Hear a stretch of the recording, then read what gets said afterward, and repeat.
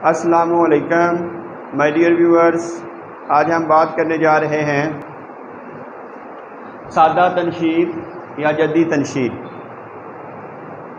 اس کو عمودی تنشید بھی کہتے ہیں۔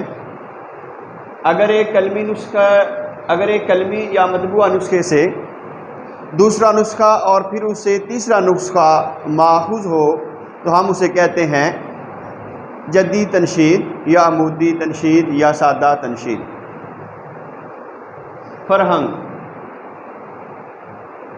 فرہنگ کے عام معنی تو لغت کے ہیں،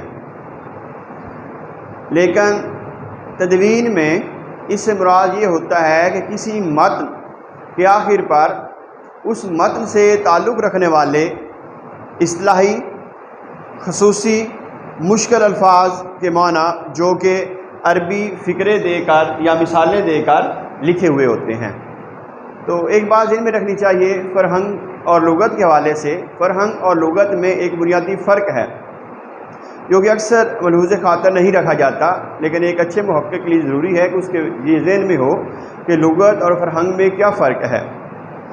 لغت میں صرف الفاظ کے معنی دیے گئے ہوتے ہیں، لیکن فرہنگ میں معنی کے ساتھ ساتھ اس کی مثالیں دی جاتی ہیں۔ شعر سے مثالیں دی جا سکتی ہیں اور نثر سے مثالیں دی جاتی ہیں، اس میں مثالیں ہوتی ہیں۔ لیکن چونکہ ہم یہاں پہ تحقیق کے حوالے سے پڑھ رہے تھے فرہنگ، تو یہاں پہ تدوین اور تحقیق کے حوالے سے فرہنگ کے جو معنی ہیں وہ دیکھے جائیں گے، تو وہ یہ ہیں کہ عام لغت کے معنی ہے، لیکن تدوین متن میں کسی متن کے بعد اس کے اصطلاحی، مشکل، خصوصی معنی والے الفاظ یا عربی وغیرہ کے فقرے دے کر ان کے معنی لکھنا، تو اس کو ہم کہتے ہیں فرہنگ۔ کرت کسی تحریر، خصوصاً کلمی نسخے میں یا مخطوطے میں لفظ یا عبارت پڑھ کر اس کا تلفظ اور اس کے ہجے جو ہے ان کا تعین کرنا کیا کہلاتا ہے؟ کرت کہلاتا ہے۔ کرت یہ ہوتا ہے کہ کسی تحریر بالعموم متن میں کسی لفظ یا عبارت کے تلفظ اور اس کے ہجے متعین کرنا کرت کہلاتا ہے۔